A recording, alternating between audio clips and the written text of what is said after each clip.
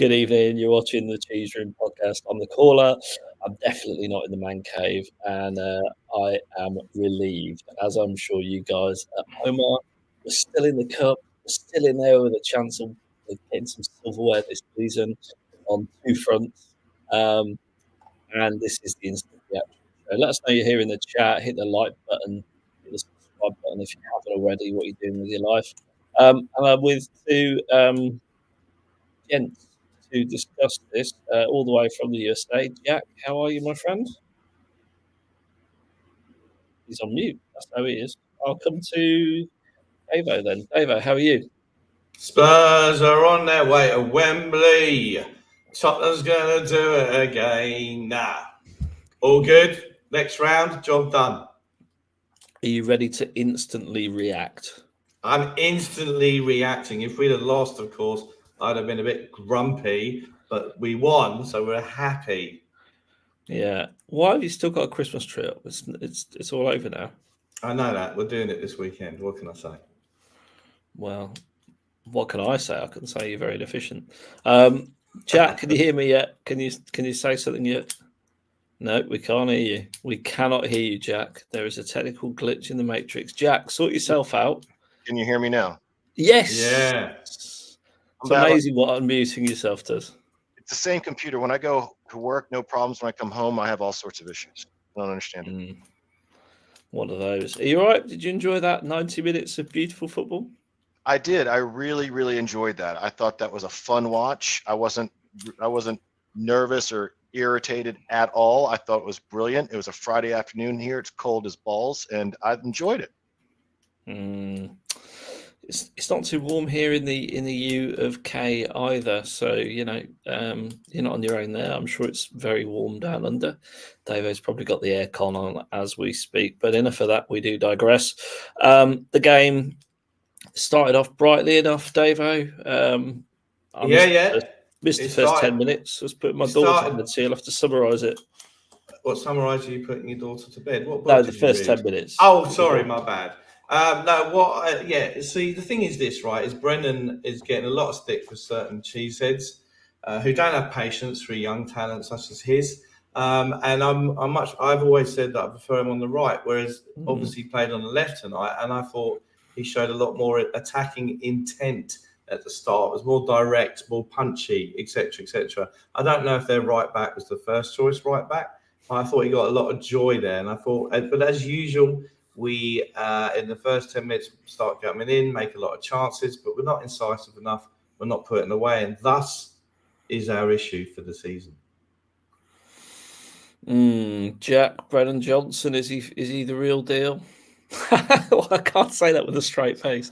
Yeah, no. So far, he's not the real deal. I mean, I thought obviously everyone would say that it was a good save. If the guy's not 6'6", maybe he gets that goal when he cuts inside on his right foot and bends it. It's actually a really good effort, and a lot of Premier League wingers can make that cut in and shoot. It was well hit. But so far, I don't believe him. I'm not saying I'm done with him, because I think we've all learned you shouldn't assume a player isn't good enough until they've had plenty of time in the system, and I still think he's got skill set. He took a couple balls down, that some of the long balls that came out on the back line, he took in stride on his foot, carried in, but his reluctance to take a defender on, his reluctance to use his speed, he doesn't cross as well on his left foot, of course, so obviously he should be more on the right, just because he does whip a ball in well. But I just worry that his skill set, or his at least mental skill set, is too limited to be a starter in the Premier League for a team that wants to play in the top four. I think our problem is he is probably one of our first choice starters, isn't he? Across the front line, I don't see Solomon getting ahead of him, certainly. For me, he's just got no end product, and I think he plays like he's scared. He's scared of the football. He doesn't take his man on. I find him incredibly frustrating to watch. Hopefully I'm wrong. Hopefully he matures and develops into a well-rounded attacking footballer. But Davo, £50 million for that. No, I think I know this is a reaction show. I think it'd be very reactionary. Let's not forget, go for our history. Darren Anderson, he started very slowly, first 6 months of his season. Chrissy Wadd's first season, very hit and miss, things like that. I look at what I look at. Basically, this is very true. I have a massive statue to Daniel Levy currently being built. I'm just getting planning permission from the local council. I look at Johnson. I think there's something there. And I'm assuming, and I do hope, wanted him. He wanted to get him. And in Ange, we have to trust. He's not a club. No one's come out and said he's a club signing. So in Ange, we trust. Brian Hill, on the other hand, shite. Who wouldn't trust an Aussie? Well, the thing is, I think, yeah, Brian Hill was shite, but I don't think he was any less shite than Johnson. It's levels of shite, isn't it, at the moment? So, but anyway, certainly from what I saw in that first half, I mean, Burnley missed a hell of a chance when they played that little training ground move, and I don't know how the forward missed it, because it was harder to miss than score, surely, wasn't it, Jack? Well, I thought the same thing. On the replay, I'll give the kid a little bit of a break because the ball has enough backspin or no spin. It just dies. He actually runs thinking it's going to bounce forward. He runs past a little bit, has to back up, and that causes him to lean and then knocks it high. But yeah, no, you got to finish that. If you're Burnley, obviously, if you're company, you're thinking that's our chance to steal this game. But other than that, they really had their inability and their lack of clinical finishing, particularly as was evidenced at the last shot of the game, was this difference, because they got two great looks and they didn't get either one of them on target. Well, the talking points, Pedro Porro, I mean, a thunderbolt of a strike, wasn't it? And I know you'll say reminiscent of Stephen Carr. I've seen that in the chat already, but I was better than Stephen Carr because he actually knew what he was doing with the ball. He hit across it. What? It curved. I'm for a Stephen Carr fan. Hit across it beautifully, curved. It was just a fantastic strike. But Porro, for me, has been one of the standout players of the season, Dave, and I'm sure you agree with me on that. Alarmingly, we agree on a few things in life, and one of them is, for me, Porro has been he's up there for one of the players of the season. I feel like we finally replaced Kyle Walker with hopefully a more settled personal life for the Portuguese right back than Carl. I think Porro, everyone said at the start of the season, he can't play right back. And Ange has done, and the team, his coaching staff, has done wonders for him. He's more disciplined. Yes, he makes the odd defensive lap, but that goal was reminiscent of Steve Carr, who did mean it. He scored an absolute worldie against Man United. And Steve Carr was a fantastic right back. I did very much enjoy him. It was a shame we sold him when we did. And Porro did very well. He's up there for player of the season, along with our goalkeeper, who a lot of people were upset about being the cheap option when we bought him. Not you, Dave, though, no? Yes, me, Dave. Yes. I actually thought you wrote off Porro last season as well. Why have we spent 45 million on this joker? I'm pretty sure you said. And I think you'll find the words that I said was, if your first day at the office is playing alongside Japhet Tanganga and Davison Sanchez, you're going to look pretty poor, is what I said. So there we go. You're the one who expressed love for Longley and never admitted that Longley was shite, just saying. pretty Porro. Jack, Porro, big fan? Yeah, I on Wednesday night's show, I took credit for one of the few calls I think I got right. And I said it last season. I said it over the summer. I said it at the beginning of the season. Every bit of skill set you need for a dynamic right fullback is there. All the technical ability to be offensive threat, all the speed there for going up and down the channel. And all you need to do is coaching and time in the position, because defense is about effort and awareness. It's not a skill set technical skill set, and he has it all, and he's proven. And I think, arguably, obviously all the headlines will go to Trent, but in terms of an all-round offensive and defensive package, I will put Porro up against any right back in the league, to the point that you now see all the BS on Twitter and stuff like that, is that now Man City is going to replace Walker with Porro. And so we just assume hopefully we have a Pedro Porro Peters in the academy that we can bring in to replace him. I thought that was a great tweet. I don't know if y'all saw that, but that was a brilliant tweet by somebody. But no, he's a fantastic player, definitely up there for player of the season. And I would say surprise or honorable mention has to be going to Emerson. We can talk about that, but I think the way he's written off I'm over wondering his where you're going with career. this. The way he's been Nice, written off Dave. over his career, I thought he was one of the better players in the back line in the game. I thought he had a fantastic game. He's playing Burnley and incompetent forwards, but I thought he was really good tonight. I would I think say you to hit the that. nail on the head with incompetent forwards, but Dave? I would say to that is a chance that we talked about that Burnley missed in the first half. Emerson was very, very static for that, very poorly positioned. They tried to draw him and, off sides and they just missed him. They actually tried to pull the line and they just didn't time it right. You know, I respect your view on Porro because I distinctly remember you saying that over the summer, and props to you in North Carolina. However, without wishing to mention another pod, although it's very good and there's love for everyone, I think the Oso Spurs gang did say that someone said that Emerson Royale is the Brazilian Ben Davis, plays across different positions, good squad player, but that's just about it. And I agree. I agree too. I'm just saying he's been much better than any of us, me included, could have imagined in playing a left back, a right back, a center back. I mean, I think he's proven that he is not as disastrous as we thought he would be in this position, and we've actually done better in the point standing than we would have thought after losing both center backs. He's the Swiss Army knife of Brazilians. He really is. He can fit in anywhere. And I have to say that I did think he had a very strong game tonight.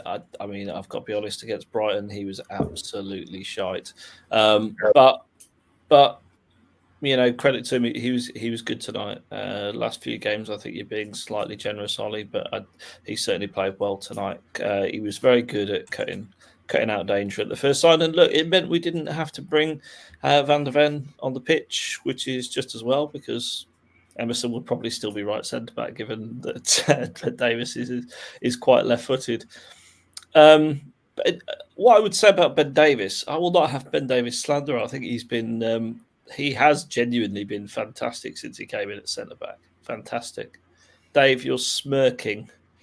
I do remember you slagging off Ben Davis in years gone by. I do remember that. What? No, you're missing. Well, you're misconstruing what I've said. What I said was he's a solid 7, and he's very much a squad player who will give you everything in every game he plays, and he'll give you a solid 7.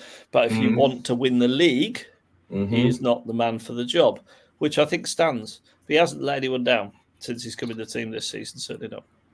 Well, if we buy what's known in this current marketplace and the last marketplace as a third centre-back, i.e. someone who wakes up in the morning and goes to training ground and plays centre-back, just saying, when it's particularly when one of your other two centre-backs misses at least 30% of their games, Romero, if we do that and then you have Emerson and Davis in the squad, then it's almost like Emerson and Davis are like the Welsh and Brazilian James Milner. You want them around, they can fill in and do a job. And that's what you'd have for a team that wants to challenge for top honours, as I know we all do in accordance with the strategy of the club. 10 years he's been at the club, Ben Davis. 10 years. A decade. Yeah. He's been being a solid 7 for a decade. Ollie says, after tonight, sell Skip and keep Højbjerg. I'll keep fired my way. I mean, they were both absolutely terrible. I thought Højbjerg nearly gifted him a goal, didn't he, with a misplaced pass. I thought Skip, it's just not his game being that high up the pitch. He just can't do it. Sorry, what was that again? Skip does not suit this system. He cannot play as an 8. Simple as. Put him as a DM in a Conte team, yeah, no problem at all. He's a good player, but he just doesn't suit. I don't think Højbjerg was fine. I don't think Højbjerg is ever fine, if I'm really honest. But personally, I would be looking to offload him for. I mean, if we're sniffing around Conor Gallagher, for me, Conor Gallagher would be a huge upgrade on Højbjerg.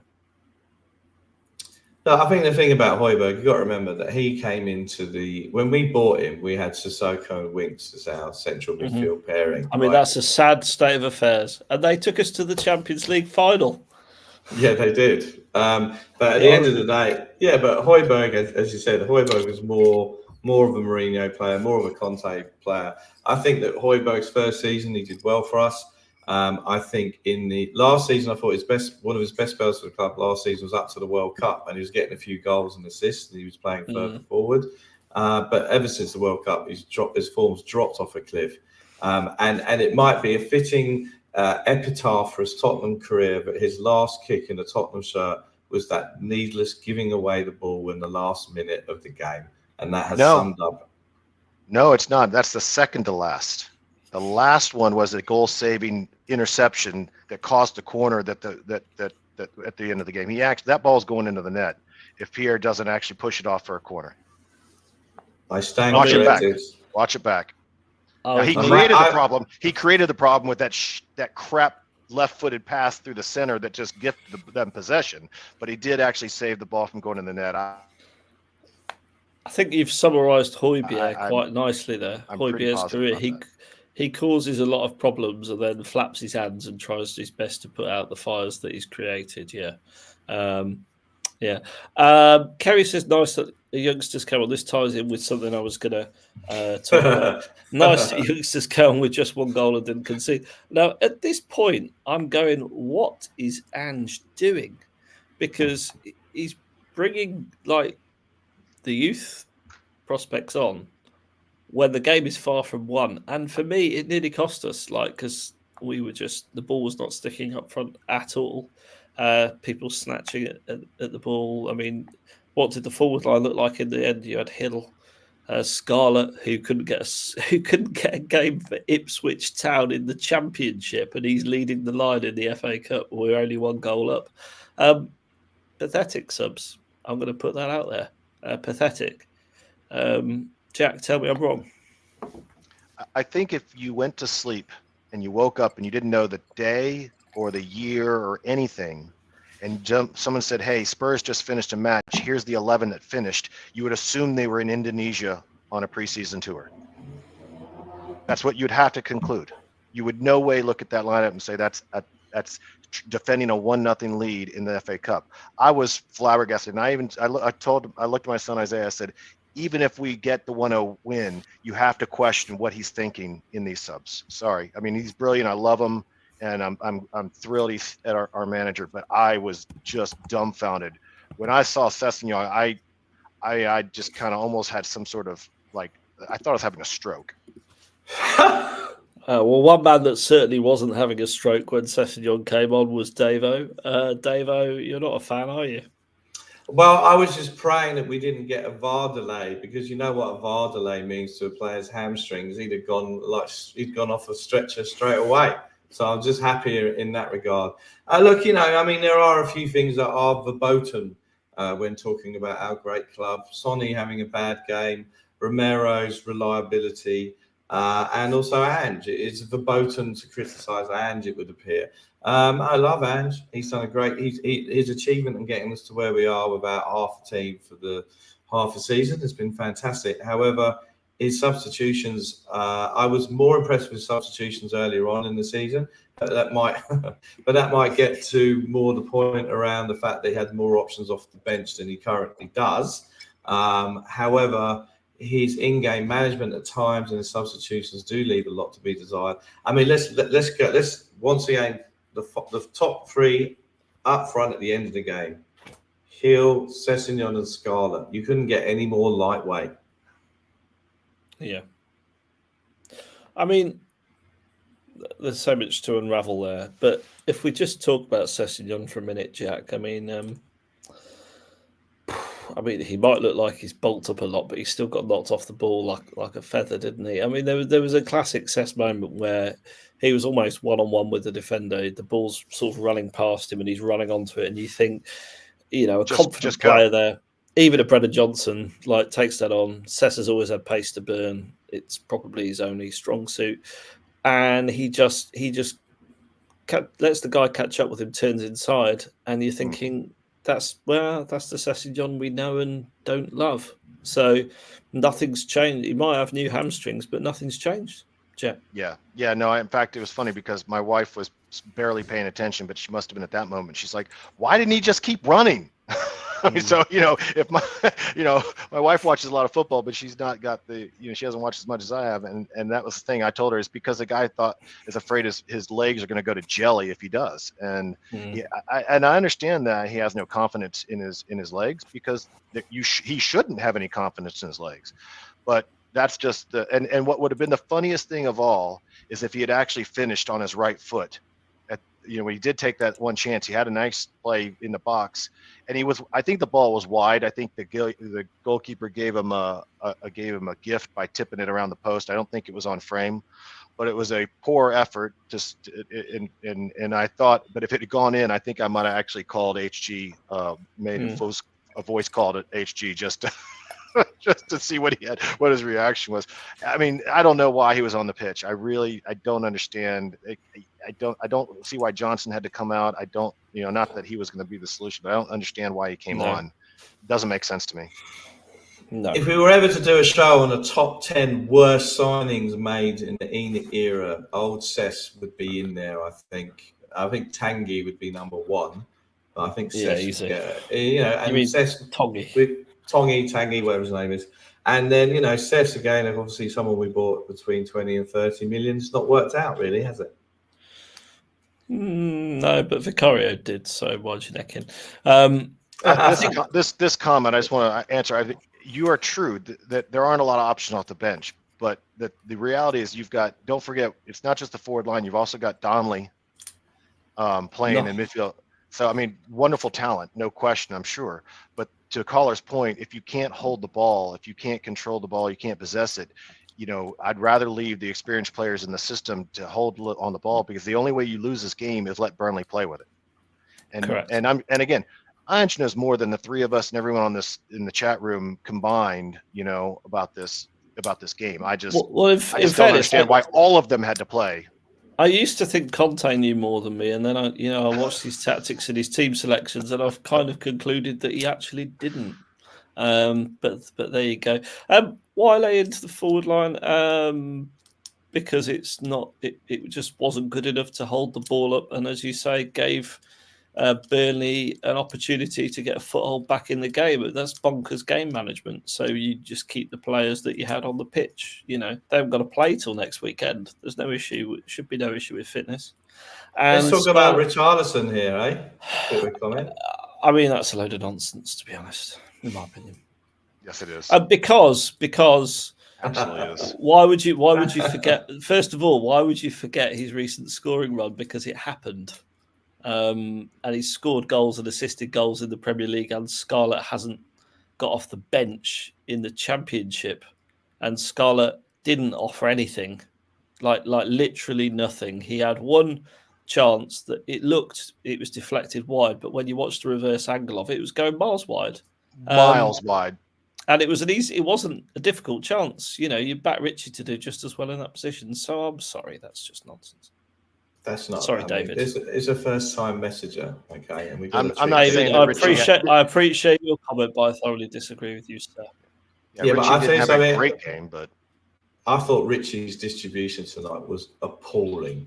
Okay? It was appalling, right? And it was. I think, where did the goal come from? Was it come from? Did it come from Richie's appalling hold-up play? Right now, see, the thing is, he's upset now. Okay, we're sorry. We needed to create a comfortable environment for newbies, right? And you just destroy people. It's like David, don't forget to subscribe. Hit the like button. It's lucky. And the super chat next time. One out of three of us is a nice person and welcoming to new people. Like you two, shocking. All right.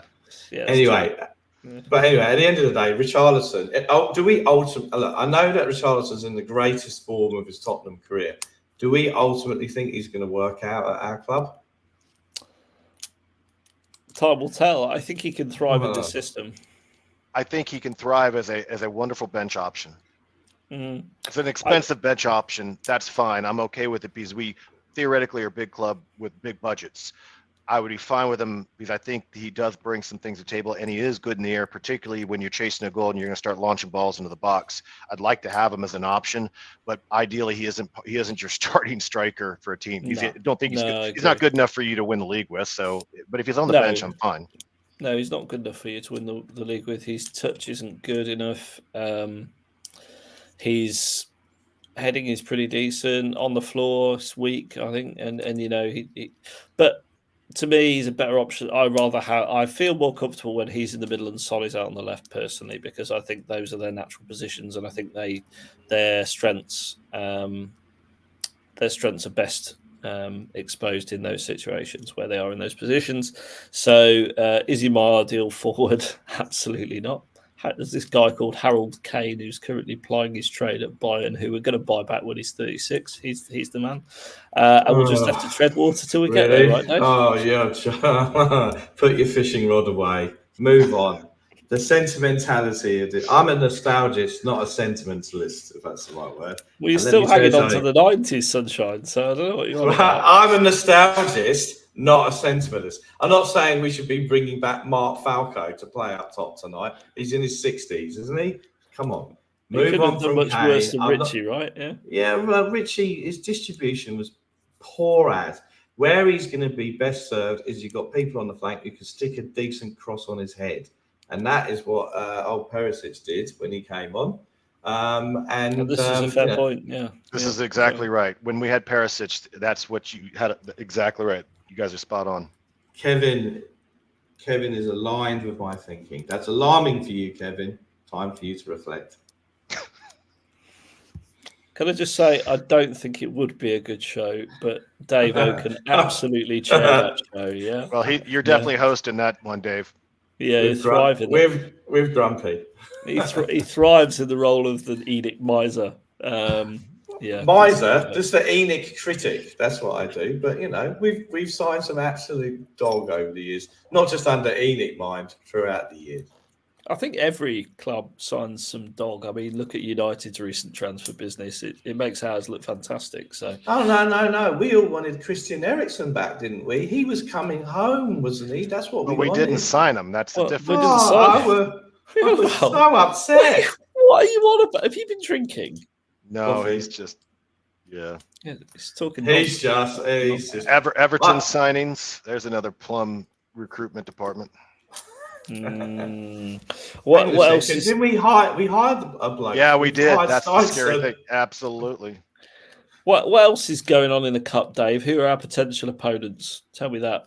All I want to see. Do you want to put the thing up? I don't know. All I want to see in the fourth round.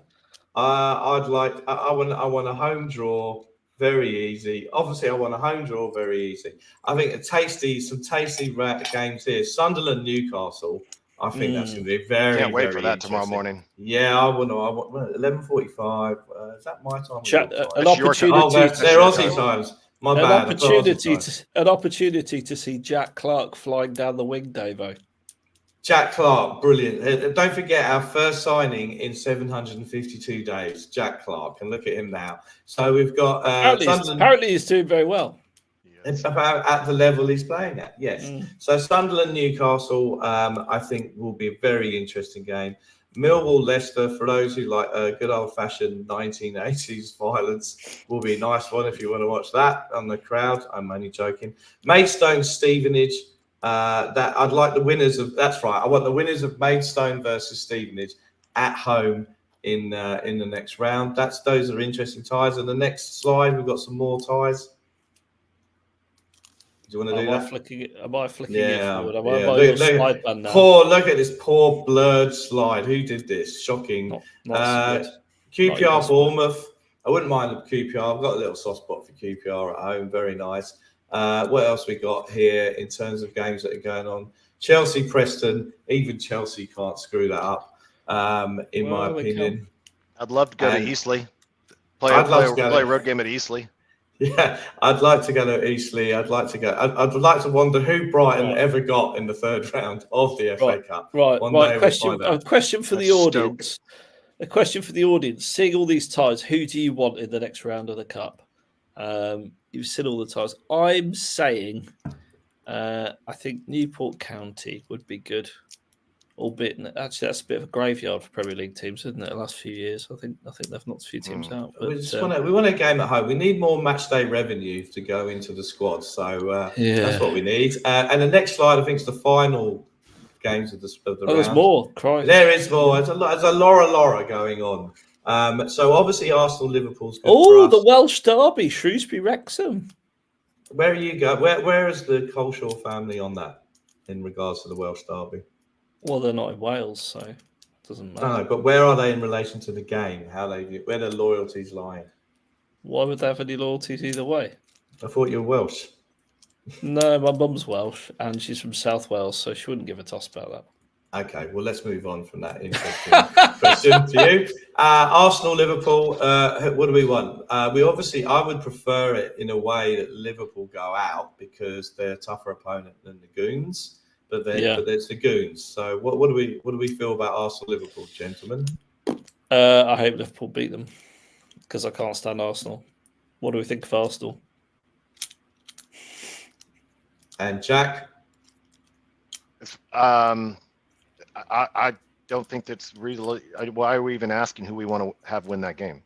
That's a ridiculous question, isn't it? No, it's head versus heart question because who would you rather face in the latter round of the FA Cup? I don't think we need to. Liverpool? We don't need to worry about that yet. I'm going Gareth Southgate World Cup on you all. You know, you've got to think about these things. I'd like Aldershot at home. That'd be nice. Or just anyone easy. Obviously, Peterborough versus Leeds. Leeds United reeling from the shock news that they've sent us that outstanding talent, Jed Spence, back to Tottenham. And what will happen to Jed Spence now? What an outstanding talent that he is. I'm pretty sure he was in your 20 to 30 million pound bracket. Or was he under that? Was he 15 million or something? I don't know. I think he was like 18, but with the 8 I remember million, you being very excited when we signed him and thinking we've got a right back. I remember that. I wrote a poem in tribute to the saga of signing Jed Spence because it took so long. And I think my poem was more valuable than his career at Tottenham, which isn't saying much now, is it? So Jed Spence is back. He may have gone marauding down the right wing in the season that Forest went up. Ever since then, he ain't done much. So where's he going to go next? This is the ballad of Jed Spence, another futile levy exercise in saving a few pence. That's the one, right? That's the one. Well done. Yeah. Saving pounds and pence. There you go. And there we go. A lot of add-ons for Jed Spence. So we can, he'll be back now. We've got Porro. We've got Emerson. I think we're all right. Yeah, I think we'll be okay. But the irony is, wasn't Spence supposed to replace Emerson? Yes, because he's a right wing back to play. The irony is that we bought a speedy right wing back to play for Conte, who then turned around and said he's a club signing. Good joined up thinking throughout the infrastructure of the club. Yes. That one, I thought. Yep. Yeah, it's really helpful when everyone on the football operations and playing staff are on the same page. Yeah, all the way up and down the club. Fantastic. Absolutely, Davo. So obviously we hope we get a nice easy time in the next round. How excited are you about the FA Cup? Do you think we've got a genuine chance of winning this competition? Honestly, hand on heart. I do. I think we have a chance because on our day, I think we could beat anyone. I think it's a question of really not any more ill discipline resulting in suspensions, injuries, and all the rest of it. I think if we get, when we won in 81, we had a very, very kind draw all the way through. So if we get a kind draw deep into the competition, that we have a chance. And of course, I'm over in April. So the second weekend I'm over is the FA Cup semi-final. So maybe I will be there for the FA Cup semi-final. And how many semi-finals in a row have we lost now in the FA Cup? Is it 5 or 6, something like that? I think it's 4 or 5, yeah. It's a lot. So maybe wearing this shirt, the shirt of Ricky Villa in 81, we can do it. Maybe, just maybe. Yeah. I think you don't sound convinced. What's the matter with you?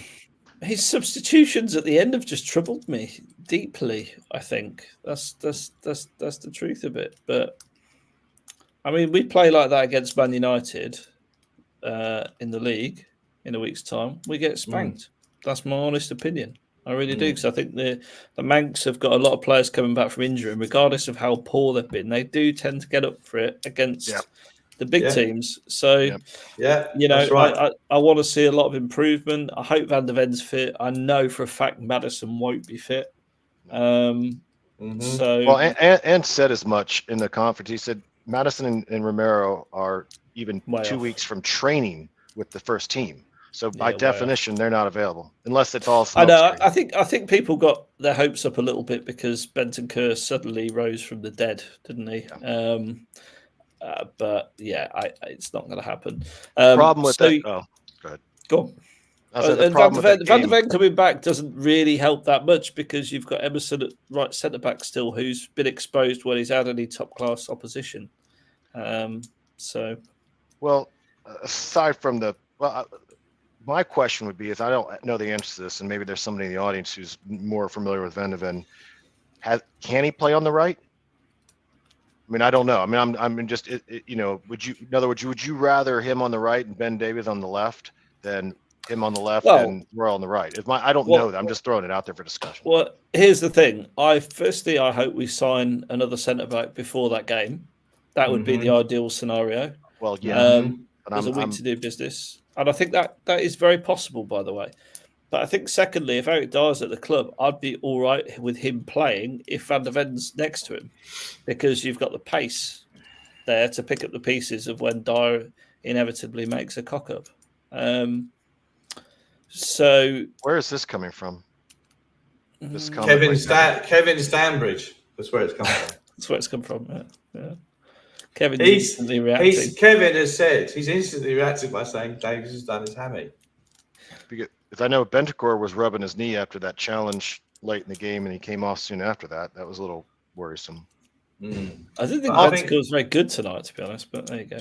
None of them were. Well, you know, I think just to answer this question here, in terms of the semis that we've lost, I think we lost 93 Gooners, 95 Everton, 99 Newcastle, 2001 Gooners, 2010 Portsmouth. Then there was Chelsea. Then there was Man U. And then I think there was 2 Chelseas and a Man U. Oh, no, something like that. I think we've lost 7 or 8. It's been shocking. The last FA Cup semi-final we won was in 91, obviously.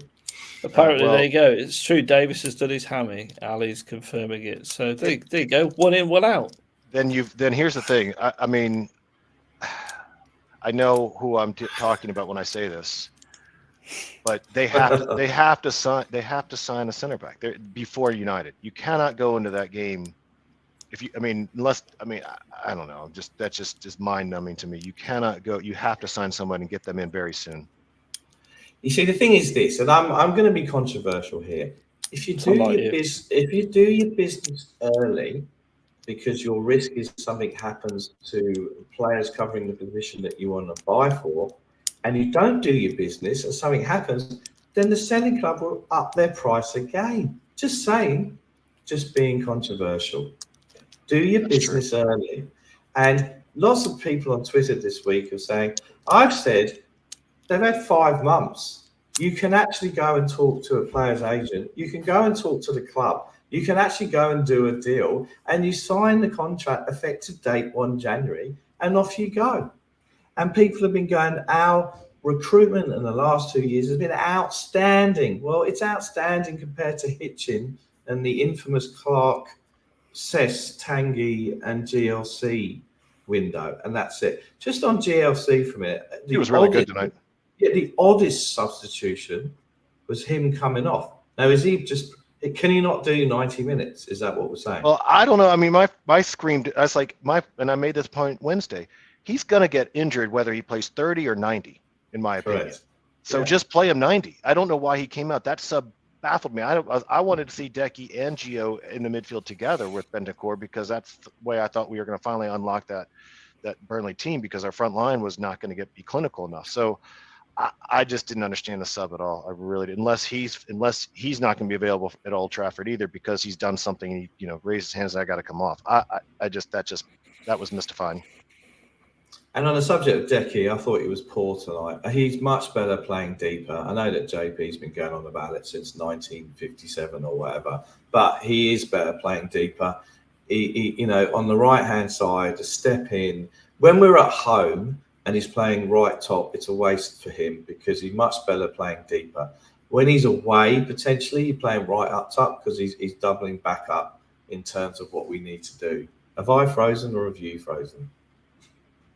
I'm just texting Fabrizio Romano right now to find out what's going on. Are you just stunned by my insight in the monotone voice? No, I am actually sending a message to Fabrizio Romano right now. I'm not even joking. About what? What are you sending him a message about? I'm seeing if he's available to come on the cheese room for a chat. Okay, fantastic. Yeah. Okay. Oh, we need some transfer updates. Anyone else that you want to chat to whilst we're all talking? Well, it just Daniel Levy would be nice. Just entered in my head. Well, there's only one man that can make that happen, and he's not here.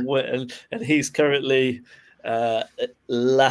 suppling at the Levy teat in the toilet. There's only one person who can make that happen, and if it does ever happen, I will be exiled to Albania with 5 guards around me and my fingers nowhere near a keyboard. 100%. Yeah. Yes. Get him from the. I'd have to put my questions in 3 years early, and then maybe it still wouldn't matter. And maybe the only question is, Daniel, what's your favourite colour? Is the one that gets through. Just saying. No, we wouldn't let any of your questions come through because there'd be some hidden meeting that we wouldn't be able to decipher, I'm sure. So you wouldn't get a snatch at it. No idea what you're talking about there, Jack. Yeah. Mm-hmm. Okay. Well, look, we'll be going in 40 minutes. I think we've covered off a few topics. We are back on Monday. Go on, Jack. You want to say something? I just want. Yeah, I want a question. So we're on transfers real quick. So all this smoke about Dyer going to Bayern. I want to know a couple of things. Number one, is there add-on in Kane's contract that once he scores 20 goals, you have to buy Dyer for $5 million? Is that part of the contract?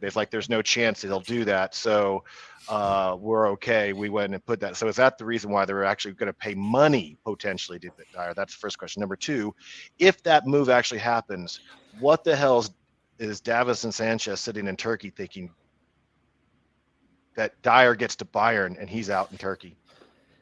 Well, he's probably thinking I should have played more. What's the card game they play?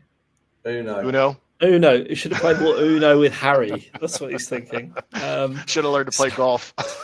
Yeah, it's golf. No, Harry is always golf, right? Serge Coco Lamela, and others. Gedson Fernandez, no doubt. That was the Uno school.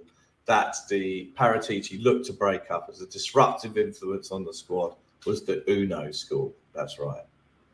Right. I mean, that's nice. If you want to see Fabrizio back on the cheese room, please do hit the like button. Make sure you subscribe. We've got an exciting event coming up for YouTube members. So get your channel membership today. There's going to be a social event, which we're going to give you priority on tickets on. Details very shortly to come. That is going to be in association with another podcast. Not sure if will they be meeting you in person, caller? Yeah, you would be able to meet me in person. Absolutely, and I'm a lot taller in real life. You're amazed how tall he is. Yeah, if you're going to meet him in real life, just get your neck, do some neck exercises. Yeah, wear heels so you feel embarrassed. Yeah. It's been a pleasure having you gents on, obviously, the cheese room. Listen out for the audio pod coming soon. Get back on here Monday night where we'll have a great team on the show. I think we're back Wednesday and Friday next week as well. This was the instant reaction. Do hit the subscribe, do hit the like, do get your channel membership so you don't miss out on our upcoming social. And Davo, pleasure having you on tonight as ever. It's been a pleasure being on as ever. Thank you. Jack, all the way from the USA, thanks for joining us. Thanks for having me. Sorry we had some technical issues. That's all my fault. I'm glad I got it straightened out for you. I'm glad you admitted it too. And until next time, come on, you Spurs. Come on, you Spurs. Come on, you Spurs.